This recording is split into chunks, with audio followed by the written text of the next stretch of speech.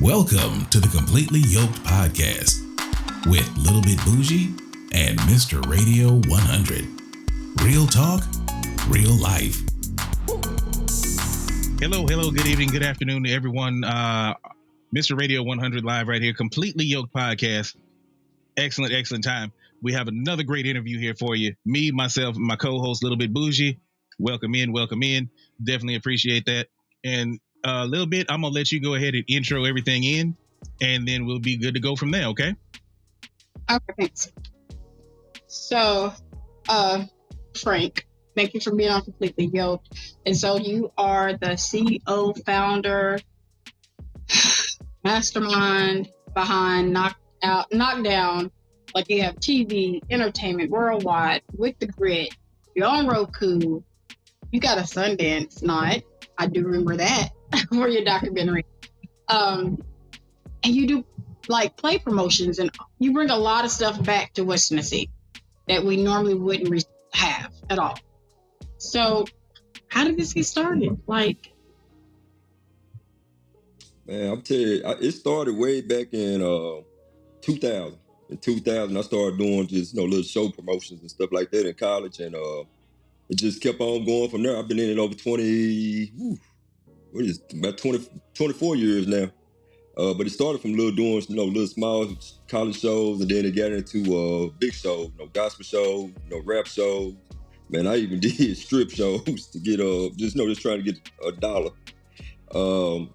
I teamed up with a guy named B. Mercer out of Jackson, Tennessee. They own Mercer Brothers Funeral Home, and we started Knockdown Entertainment. So we started out Knockdown Entertainment is really a record company.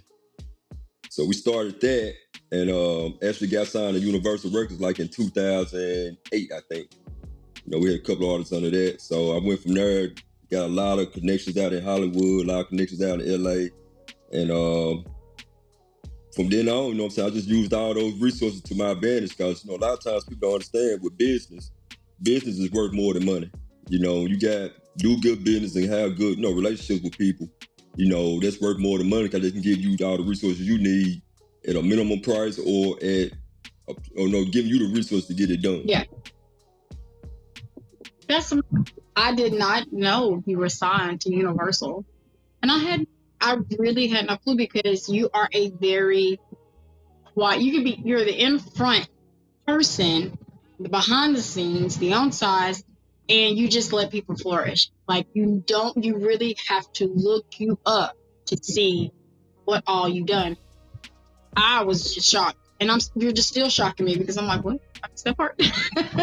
Because I had no clue like that. Now I do know in my deep dive of Knockdown, Slim Thug was brought here. That story cracked me up, and I'm a Slim Thug fan. So I was like, what? Slim Thug was in Jackson? Yep, you. So how did that happen? Like, how did you get in touch with Slim Thug? We was looking to do a show. So, man, it was Slim Thug, it was Trey Songz, and it was somebody else. I can't think of who it was. It was 3 artists that we was going after, just trying to make a statement. Because, see, we had been doing shows, so it's time like, okay, look, we're Knockdown. We need to really stamp it. In order to stamp it, we got to put a major artist to it. And so this was way back in the MySpace days. So, man, he's very humble. I reached out to him. I was like, look here, man, you hot down this way. What's your budget? I mean, it was obscene, man. It's probably like $30K, which is a whole lot of money back in 2008. So I just told him the truth. I was like, man, look here, I only got $15,000 to work with. What can we do? Because I was honest and humble and everything like that, he's like, man, you know what? I'll do it for 10. You keep the 5, do your promotion and all that, stuff with. So what we done, we brought him, and we was gonna do it at the Owen Arena.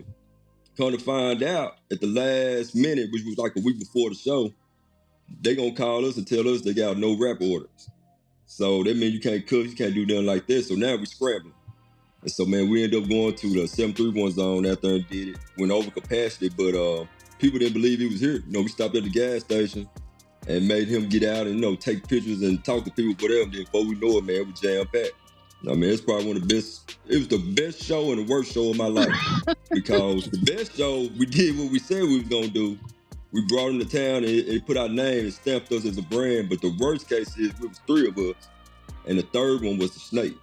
So man, dude was he stole, man, probably around $10,000 to $14,000 from us that night. And oh my God. Yeah, that's how I found out quickly about entertainment that you can't trust nobody. So you gotta keep, a tight circle, especially when it comes to finance. We didn't know no better, man. We was out there taking money and, going through the line, opposed to letting them come through the door. We out there just single-handedly putting money in our pocket. And that's what he was doing. He was just racking up because we were gone.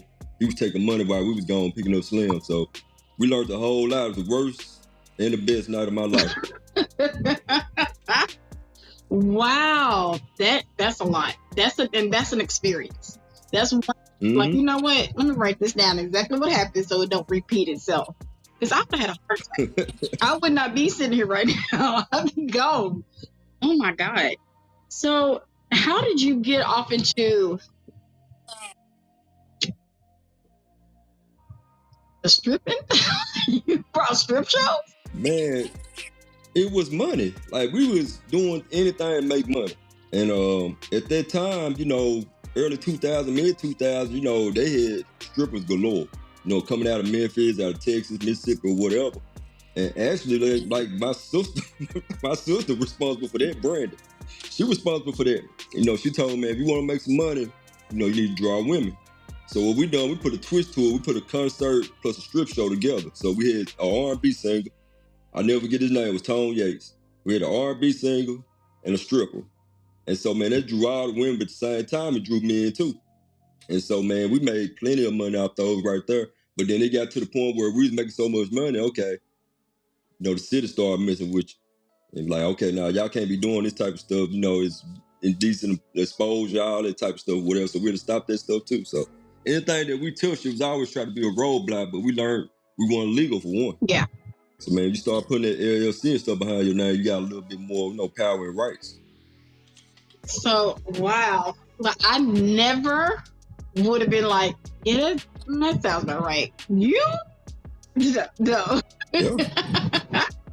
That is hilarious. But at that time, you used to walk out, and I was in uniform, and then they would just hand you a flyer. It's like, exactly. It's like, did you just make up?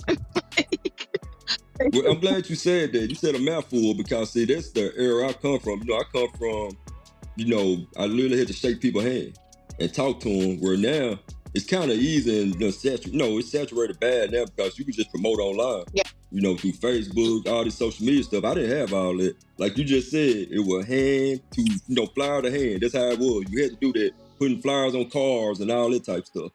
All day. But the funny thing about that is, it's like, it's coming back. I tend to get a lot of consulting, just a lot of different things by just speaking to people because they don't expect that. They're used to just, hit me up in the, I'm talking to you because I just want you to see, like, I'm serious about this. Now I remember when you had artists, I remember rap shows and things like that. Like, people would, so do you still sign artists now? Do you have a label? Yeah, it's called Knockdown Reloaded, but I don't run it. So what I do, I got different branches on Knockdown Worldwide. Knockdown Worldwide, the entity, it's the big tree. I got branches on that tree. So it's called Knockdown Reloaded. I got a guy out of California named William Bond. He runs Knockdown along with Jerron Thomas, which his name is Vicious. He's one of the first artists I signed. And dude named Tavares Carey. So they still run the music side of it. Now I still consult and, got the connections that we need and whatnot. Before it's me actually actively in music and stuff like that, I'm not, but I'm still a part of it. Gotcha. So now, this was something that really took I was very, very proud. When the documentary came out, and we were nominated for the Sundance Award. That was big because where we're from, it's just as rural and small town as you can get. If it was black and white, it would be fitting, But you bring not only jobs, you brought light on the fact that, we're a small town, but we have small town heroes, and we're going to tell the story. I was very impressed by that. It's something that was needed, and it's something that I feel like people respect and want to duplicate. Like they see now, like, oh, it can be done. Mm-hmm. Why him? And why? What was the passion behind it for you? He was one of those guys that literally got blackballed because he had some mishaps in life, with the law and stuff like this. So he didn't just stand out to, he didn't stay to the level they want him to stay on. It's almost like they use you till they can use you up. So what happened with him, just long story short, man, this guy was Mr. Football twice, All-State 3 years in a row, broke all type of Tennessee, records and whatnot, and wasn't in the local Hall of Fame, which is Gibson County Hall of Fame. And so I was like, well, wait a minute now. I started my first documentary with Small City Big Dreams. And that was just entirely, around Humboldt, going around just looking at people that had talent and they wanted to be on camera and showcase their talent. So I started that. Then I was like, I need to do one on Kelsey. And he was scared. So at first he was scared, like, man, no, I don't want to do that, man, because this, that, and all that. And then I started researching him really myself.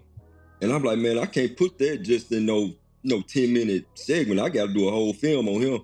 Come to find out, it was plenty of tape on him. If you seen the documentary, you seen, a lot of high school tape on him or whatever. And the crazy part about it, it was just God sent, because when I started moving towards Laverne, come to find out, he literally 2 minutes away from me. Oh, wow. And so it was very, very easy to make happen. Then the schools started reaching out, like his colleges and all that. We went to Mississippi and filmed some. We tried to get down to Texas, Blinn, Texas. It didn't work out, but they wanted us to come. So it just came so natural. And I feel like, anything that come easy, it was meant to be. So we put light back on him and told a story at the same time, especially for Humboldt at the time, because Humboldt football was struggling. And so it gave them motivation. The whole football team came to the movies and seen it. The coaches, the students and everything. So it was very, very big. Now, that's getting it off in the movie theater. We had 4 showings of that movie. So that was unheard of, especially in a theater, right? So we did that. Then I started putting it into film festivals. So when I put it in film festivals, we was winning. We kept winning local, like Memphis, Mid-South Black Film Festival. We won there, they got it started. So once they got started, it kept on going and going. And so I just submitted and won this one out of California. And that's the one that, got me into the Sundance. So we went to the Sundance. We didn't win, but we got nominated. We got into the top 10.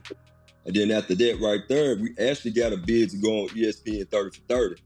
But I came to find out, a lot of some of the music I had in there, it wasn't licensed, TV license. And so I couldn't get it on 30 for 30. But I had the invite to get it on 30 for 30, which is big on ESPN. So that thing was huge, man. It was everywhere.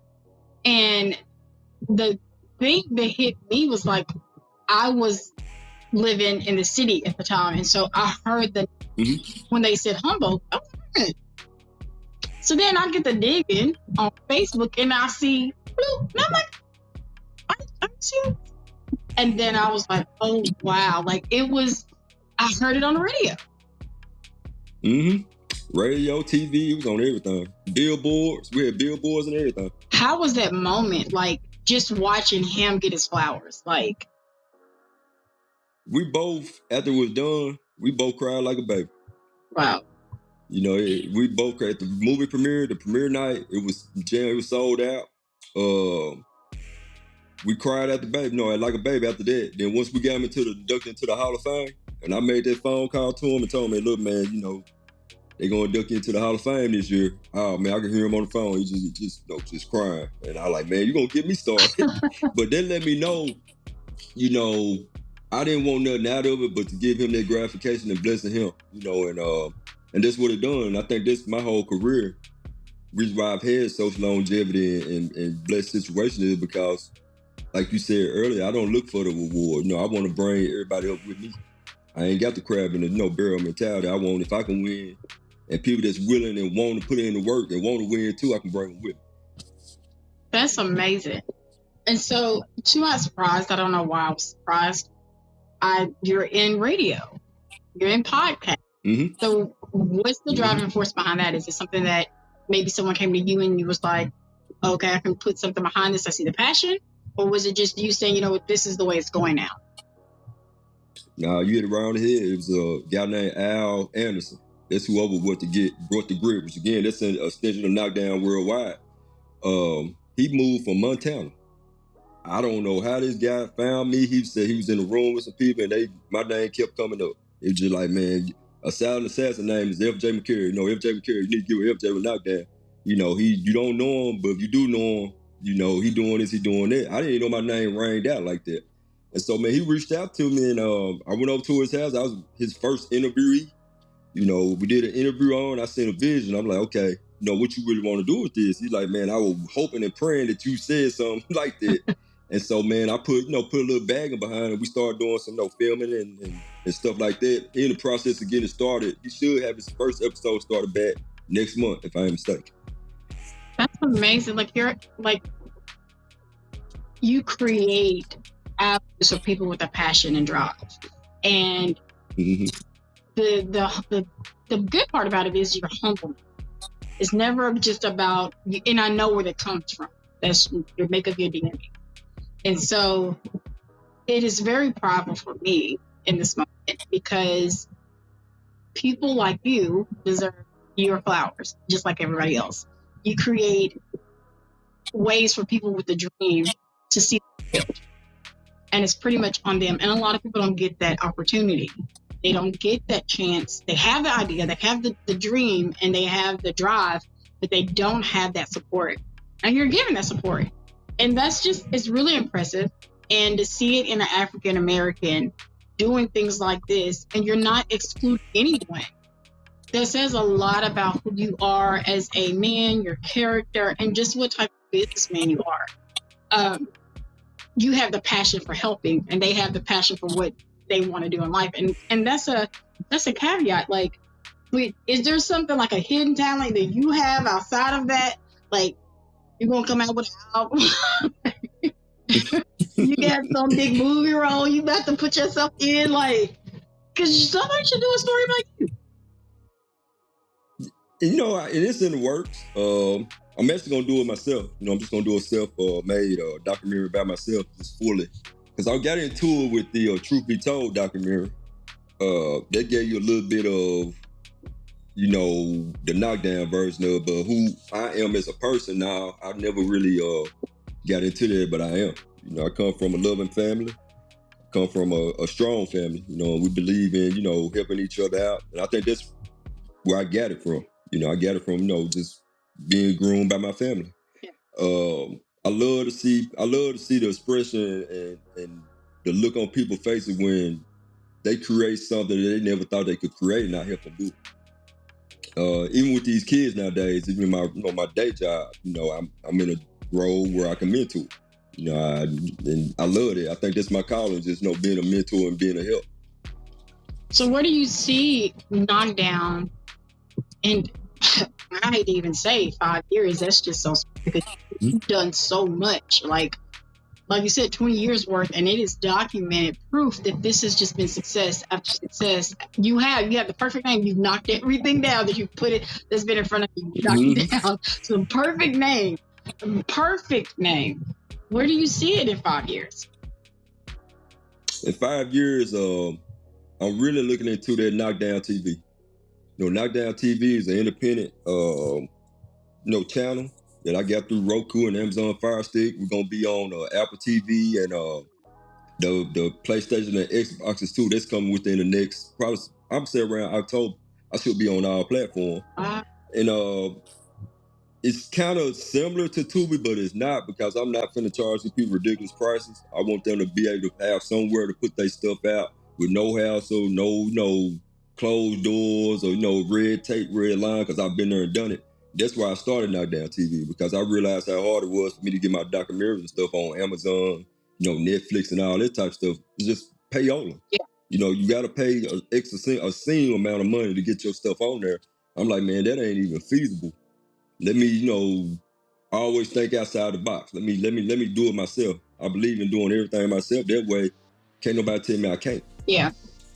Definitely, if there's a path, if you cannot maneuver in that path, create your own. My mentality. Like what I was raised with. Like, there is no I can't. There is a let me figure it out. figure it out. Right. And so that's impressive, like an entire TV station. Like, that's big and that's huge. You are very young. You're not like what you normally would see executives, like, of course, they don't look like us, and they older. And that's how you keep it locked down. You're giving new blood to something that everybody uses, something that everybody, need. They need an avenue where they can see more and be around more like-minded. They can see people with a dream, and they're fulfilling those dreams, and then hopefully they'll pay it forward and do the same thing. And so that's pretty amazing. So we're gonna hit you with some fire questions, which I do this with everybody, so don't feel. Okay. What is your favorite color? My favorite color, believe it or not, is purple. Oh Lord. Okay, purple. Yep. Your favorite food? You said my favorite who now? Food. Favorite food, fish. Okay. What kind of fish? Like just fish? Yeah, tilapia don't count, but catfish, crappie. I like the catfish and crappie. That's what I like. Favorite movie? Last Dragon. Okay. Your favorite holiday? Thanksgiving.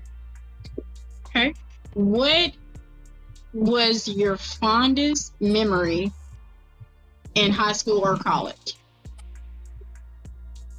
Oh, high school. Actually, the birth of my son. I had my son when I was in high school. I was 18. So that's my fondest memory. And college is actually just graduating college. Right. And where did you went to college at TSU? I actually went to Jackson State. Oh, okay, Jackson. You're just like grown, like that's what you done. You like grew here, you've grown here, and now you're like back out there to plenish more. That's good. Oh my God, like you have so many layers that I did research, and half the stuff I didn't even know, and I did a lot of research, and it wasn't that hard. Yeah. Like the CEO, founder, partner, and I was just like, how many jobs am I counting here? You have a long credentialing list. Very impressive. And you're just like, yeah. That's what's so great about the whole thing. You're just like, yeah.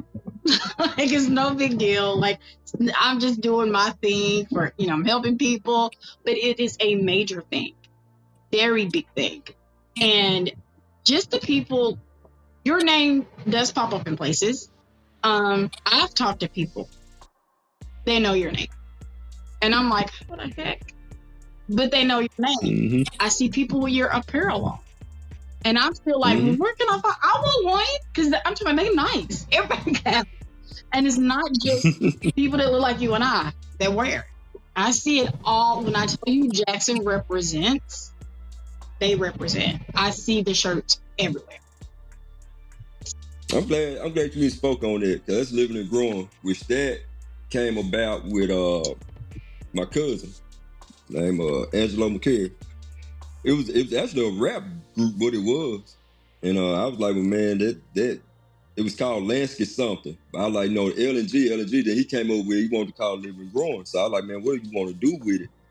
And he's like, man, I don't really know. I like, man, that's a slogan that I think everybody can work. Living and growing. It's just a slogan. And so, man, we started out just with regular screen prints. Now you see, like we got embroidery and stuff like that. It's like you just said, it's everywhere now. We need to put a little bit more muscle behind that. And I think, that could be very, very top-notch too. And I'll get with you too, and once we get that apparel going again, we'll throw some at you and help sponsor you in any type of way we can possible. Oh, that's what's up. I appreciate that, because I'm definitely trying to me and my co-host, we have been, when I say put in work, he's all the way in Louisiana. And he's like an engineering person. And I was like, I can't do this alone. I'm going to need somebody to know a lot more with that he's from Arkansas. And so, Okay. you know, we just kind of like, we're from the same place because it's all South. This is the real South. He's very like an introvert, music, just communication. He does voiceovers, commercials, all kinds of stuff. Just phenomenal. Do voiceovers? Yes, Okay. I definitely can get with him on that right there. yes, You know, he does do voiceovers. I commercials. need voiceovers to work all the time. Oh, he does commercials. He does reading narration for people. Okay. Like, and then his I kids can are. use them on that too in my short films. You know, I do use narration on that. I can, yeah. Oh, when I like tell that. you the voice, it be voicing. He don't build a whole thing on TikTok, and it be the voice, and they just be. It's a whole show. It's a lot. Okay. And he play music. But this is what this is about. You know, we each one teach one. You know, iron sharpen iron. You know, we gotta help each other out because man, we do it together with a fist. Man, we can knock down plenty of walls. But man, what happens, unfortunately, is just be individuals trying to do their own thing or whatnot, not knowing that you got resources out there that can help you or bring ideas to it. So, you know me. You know, I love this. I love what you're doing. I'm gonna support you 110% on this. I love it. Anything you need, you know, just reach out to me. Oh, that's amazing. So, how would someone who needed a mentor, who want to do what you're doing, or if they just want to be a part of it because they have a passion and they need somebody honest that's just going to be like, the work you put in is what you'll get out of the work you put in, and be that solid foundation for them. How could they get in touch with you? Like, how would they pitch you? All they gotta do is just on any social media site, just type in FJ McCurrie or even knock down ENT or knock down anything. It's gonna pull me. All they gotta do is just tap into me and message me, email me. And like I say, when I see it, I might not see it right then and there because I got a lot going on. But when I do, I promise you, I'm very humble. I'm gonna put out time in order to help you out and hear you out with no charge. You know, that's another thing we do. I noticed a lot of people try to charge consultation fees and all that. I can't take this stuff with me, but if I can empower and help somebody out, this is where I get my blessing from. So what would you want to tell people your age, our age, younger, that's just sitting there and have all these big dreams, and they're just trying to they've been told, oh, do something else. Oh, go to school. Oh, what would you say? The hardest part in life is to find your purpose. And can't no school teach that, can't no individual teach that. It's finding your purpose. And when you find your purpose, you're going to number one, you take pride in it. It's going to become enjoyable, and it's going to come very, very easy to you with no little effort. And that's what I had to do, like from the start, from the parties to everything, being blessed to not even have any ounce of balance in any of my shows. But what I found my purpose was giving and helping and, mentoring, motivating, and inspiration. Them the things that I live off of. Them the things that I find my purpose in. And once I started doing that, I started getting blessed over and over and put people in your corner that really love you. I went through phases in my life where I lost everything. Failed relationships or whatever, just like anybody else. I didn't post all this stuff on social media. I went through that storm by myself, and when you weather that storm, you're going to get blessed because you weather that storm yourself and you learn lessons from that. Now, I'm surrounded by love. My circle's small, but everybody in my circle got my best interests at heart. I got a loving wife now. She got a business that's thriving. She, motivate me to do everything that I'm doing right now. Like anything that I do, I run it by her. Ain't no secrets. And so even with her, with Tajay Prince, you may see a little bit of advertising on that right there. That's actually her business, but I'm going to stand behind it because she's still behind me. She do embroidery, like the hats and stuff I got on. She embroider all that stuff, screen print. She does all that. So we just a power team right now. Okay, Beyonce and Jay-Z. I say that's what it's giving me. It's like build it. Generational. Protecting. There you go. Keyword, generation. Yes. So, and pay it forward. I mean, like I said, you got to pay this stuff forward, man. Stop withholding knowledge and information, trying to hold it all for yourself. When if I can get a little bit of something, I'd rather have that than a whole lot of nothing. Said a mouthful there, because sometimes even what you got ain't always good. You know what I'm saying? Good. All money ain't good money. You have to be careful. And so like that is something that a lot of people, now it seems like you just get it so fast. But it's like sometimes you need to slow it down. And everything that comes fast doesn't mean it's going to last a long time. And so it's just knowing what to do with that. So if someone came and they're like, hey, I got $5,000 and from this, what would you tell them? Like, if you got a dream, because, it's really hard sometimes to tell kids, like, put that towards your dream, not towards what the right now is. How do you that's how you got to look at it. Change the young people? How do you change their focus point on that? Well, for one, what I've learned, a lot of them have different. Everybody want to be believe it or not, like rapper, NBA player, this, that, and all that. I try to steer them in a different direction. Learn a trade. Whether it be an electrician, mechanic, whatever that may be, just skill with your hands, whatever, something that nobody can take away, from you. Opposed to, they can always take the education away from you. You can go and get a degree all you want to, but you still got to go through hurdles to use that degree. Learn your skill, learn your trade. That's something they cannot take from you. And to me, you always be able to go out there and fund whatever you want to do. As far as your dreams go, your first dream might not be the dream that, that works first. I had several of them, but come to find out, that didn't work. That didn't stop me. But you can never give up on yourself because I can't believe in your dream more than you believe in your dream. Yeah. So you never can stop, pursuing or whatever. It don't matter how old you are, you can start. I don't care if you're in your 30s, 40s, or whatever. You can start, but you got to start. That's the hardest thing in the world to do is start. It is. It is very hard to start. And one thing I have just really, I've told it to my kids and I tell it to myself. If I can't bet on myself, I can't get anyone else to bet on me. I have to bet on me first. And so and it's a hard thing to do, especially if you have fallen. But if you don't understand that fall is protection sometimes, then you don't just crash and burn. And it's never good when you just burn all the way out because you're burning bridges, you're burning a lot, and that's a lot to rebuild. Right. So with all your projects that you have coming up, what is the one that you're most excited about or is it a well-kept secret right now and you can't really share it? But what would you say, real excited because it's gonna take off? It is. It's one I can't really speak on because I got it's stuff involved in it. But when it does happen, I promise you it's gonna be huge. It's dealing with film, it's dealing with movies, it's even dealing with knockdown TV.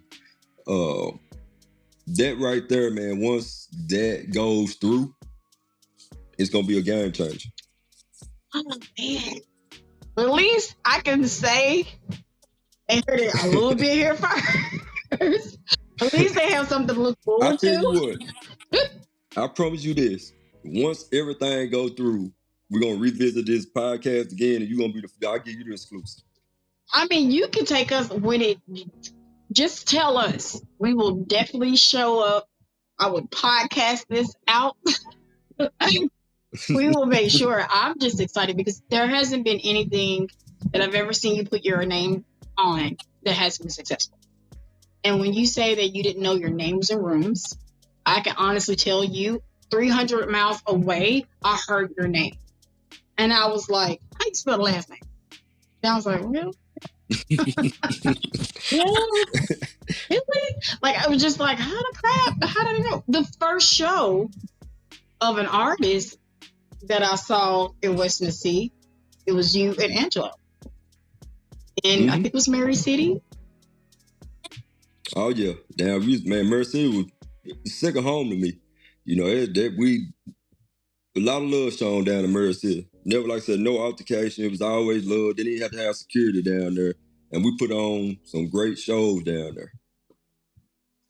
Yeah, I saw that show, and it was so, I thought you were going to rap because I saw you there. I was like, well, okay. So, I knew, I heard Angelo. I was like, okay.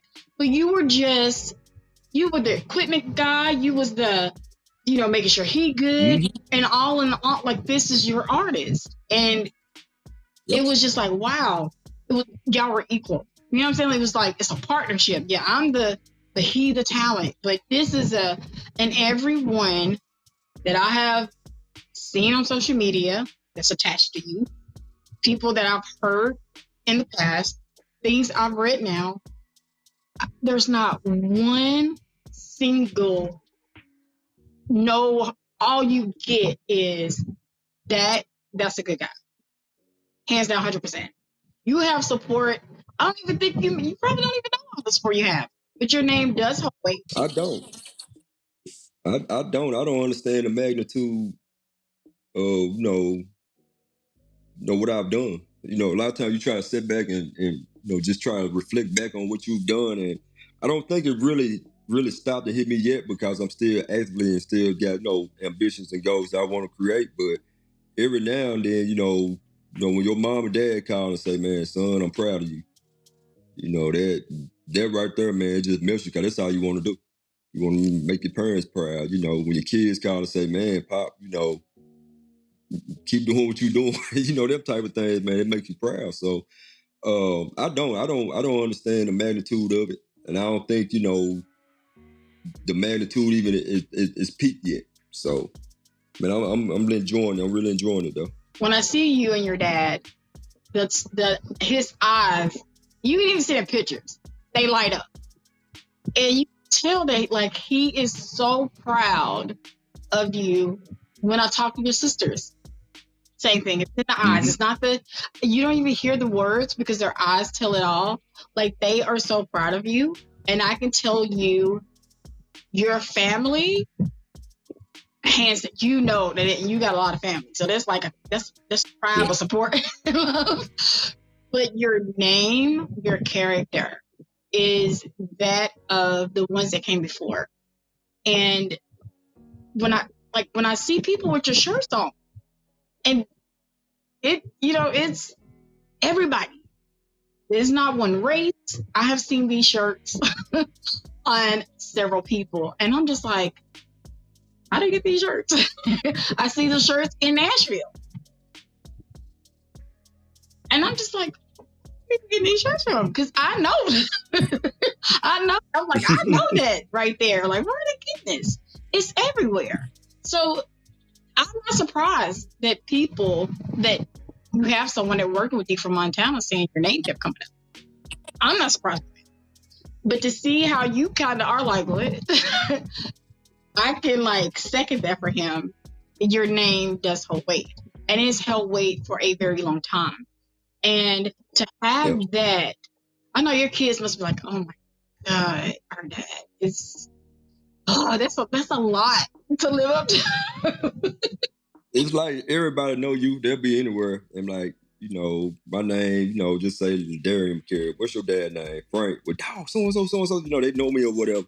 Even up here, what's crazy is, this why I knew it was kind of serious. But when I started coming up this way, which is, in the middle of Tennessee, I didn't understand how many people knew what knockdown was up in middle Tennessee till I got up here. And they got talking about knockdown. Yeah, I know this guy named FJ. What you talking to him? What? So. And I don't know him from a can of paint. Even me and my wife would go out, we ain't never at peace because somebody would come up and know me. And a lot of times, I ain't gonna lie, I just act like I know him. I really don't. I just act like I do. But that was kind of amazing to me because, man, we go certain places. I think the farthest we went was like Minnesota at one time, and some people knew me in Minnesota. And I was like, man, dog, this is wild. I'm just like, to hear people, because when I was living in the city I moved to the city at 17. I started hearing your name when I was like, had some kids, got married, but I started hearing this name and I was like, how do you spell that? And I was just like taken back. And I honestly was asking, like, hey, like, did I live up there? And no, this, I know, but I'm hearing this name repeatedly, and I'm a little overprotective when I hear the last name. I get very like, I stand up, and it was all good stuff. And I'm just like, how do I know this person? Like, but your name was already that's how I found out about the plays coming to Jackson, was people talking about it up there and wondering if the show was going to come that way. And I was just like, right. Really? Y'all having shows down there? But it was just traveling, and people were seriously like, hey, did you hear about this show? I'm going to wait for the next time I'm going. And I was like, is that real? And it was real. So how did you get plays with those type of plays in Jackson? And this was you was younger too then. That was like early 2000s. You were still young. What happened was I had a colleague, had a partner name. His name was Jay Bills. And crazy part about that, me and Jay Bills were like enemies. Like, I ain't know nobody didn't dislike me, but it was me and him. He did not like me for a reason because we were promoting the same area. So, long story short, he was under the impression that I was gonna only do 18 and up, functions and whatnot, and he was gonna take care of the high school brand. Well, we had street team members and whatnot. In the high schools, and he had street team members in the high schools, and a lot of times he'd try to sabotage our parties and stuff like that. So I'll never forget, man, this guy that was on our street team, he got killed at the bowling alley. And so we was gonna have this stop the violence, party or whatnot. And he tried to throw a free party just so people wouldn't come to that, not knowing that a lot of that stuff was gonna go, proceeds was gonna go to the, the kid, family or whatnot. So that's one time I got out of character. And I really made a phone call to him and told him, man, like, if you literally come to this city, it's going to be a problem. And we was arguing on the phone. And, at that time, both our significant just stopped it. It was like, man, y'all what the problem is in this world. Black on black crime, black on black, hating. Y'all don't want to help each other. Y'all can be very powerful if y'all just work together. And so we ended up doing this show, that party together. And it formed a big partnership, and the kids loved it because two grown men came together and did something for a positive cause. And it was wrapped around a bit and sold out. And so from then on, we just kept on promoting together and whatnot. And we became Live Nation promoters. When you become Live, I don't know if you know about Live Nation, but Live Nation is like the promotion company for all the artists. So when you become a Live Nation promotion, it's very elite. And so now you got access to stuff that a normal promoter wouldn't even have. And so, man, that's where you see the Tamla Mans, the Kurt Franklins, Fred Hammonds, Yo Gotti's, Boosies and all that. We was able to tap into all this stuff because of the work, and they knew in the show that we do, it was going to do numbers. And so that's how we got locked in there. We got locked in there because we were a major promotional company. We was part of that. Yeah, I remember Live Nation. Like, it was everywhere. If it was anything on the radio, they were everywhere. Like, when I say that was a machine back then, like, it was a machine. It was really, their hands was everywhere. Like, it was in some everything from gospel, like you said, to rap. Like, It was just the thing. But that and it's not like you had plays that were nothing. You had some big time plays here. And I can tell you this, I do hear people talk about it now and they miss it. They're just like, oh, we used to have a good time. Like, we used to have plays and it would be so funny. And we just, man, we will do our whole weekend surrounded by what was coming. And I sit back and I laugh because I'm like, I don't know the person that used to bring that stuff here. And, times change. And like I tell people, all good things is just a recycle. It'll come back around. Right. And so it's just a matter of time that it does. And sometimes it's meant for other people to pick up the torch. And so it is. It'll come back when it need to. The thing is, like I spoke on earlier, I don't like a lot of red tape. Yeah. And that's the problem down in West Tennessee. It's a lot of red tape. Exactly. So for venues and stuff like that. So don't worry because we definitely got something in plan where we ain't gonna have that issue no more. We have our own venue. It's gonna see a nice amount, and we better do our own stuff like we want to do it, and we ain't got to worry about that. Yeah, that's one of the holdups here, unfortunately, and it could be this area really could be what it once was. And once was really banging and it was thriving. It was alive. But it will come back. It's just going to take, a little bit more time, but it's on a slow rise. You know what I mean? It's like it's in the crock pot, let it cook. It's coming. But it's so great to know that like you started something that with the support and with your character, you could come back at any time. You definitely have that hometown support and love, and people really do respect you. They love you. They admire and they're inspired and motivated by you. And I know that for somebody like you, you're just like, oh my God, you're just not that type of person. But it's the truth, like it really is true. And as we wrap this up, what would you want people to remember as you're taking on like the world and you're getting these doors open for people quietly, but you're doing it? What would you want people to like know and just remember, and the takeaway of it all? The takeaway of it all, in a nutshell, is no matter where you come from, no matter the size of your city, your dreams have no boundaries. That's number one. Number two, always respect and be thankful for the blessings that you got in front of you.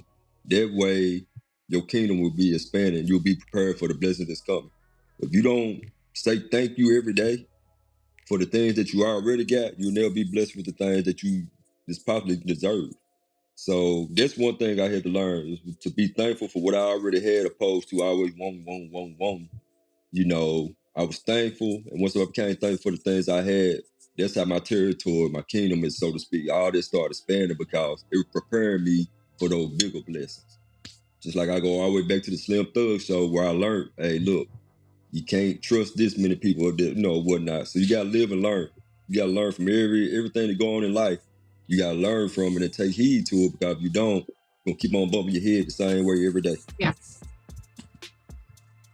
I am very grateful. We are very grateful that you have graced us with this. I've learned a lot. I will learn a lot. I will continue to watch, support, be proud. And we're blessed to have you on here today to talk about just who you are as a person and what you stand for, because you're a role model, even though you're not asking to be. You are. And you're such a great for people, men, women of any walk of life, to follow, because your character subsedes everything, and then everything behind it is great. So it's been an honor, and it has truly been a blessing to have this conversation with you. I'm very proud of you and huge fan, and I know we'll continue to see all this knockdown stuff happening, because I'm telling you, I was just like 1, 2, 3. I was counting. I was like, good Lord, this man is busy. But it's been amazing. And so hopefully, you won't forget about us here at Completely Yoked, and we'll be able to like just continue to follow and just document your journey, so that people years from now, and even now that may not see you, they will know you. That's all I can ask. Like I say, anything that I can do, to help y'all. We locked in now. I'm gonna help spread the word about this podcast and stuff of that nature too. But again, I love seeing this. I love seeing what y'all doing, and y'all just gotta be ready for the, what's gonna be bestowed on y'all for us to bless it, because it's coming. Well, thank you. Thanks for the blessings and the going to speak it. Put it out there now, Troy. But it's been an honor. We will get everything, and we will definitely package this up for you, and we'll send it to you. But thank you again. Like, this has been one of the main ones that I was like, please say yes, please share yes. I was like, Mom, put this on your prayer list, because I need this.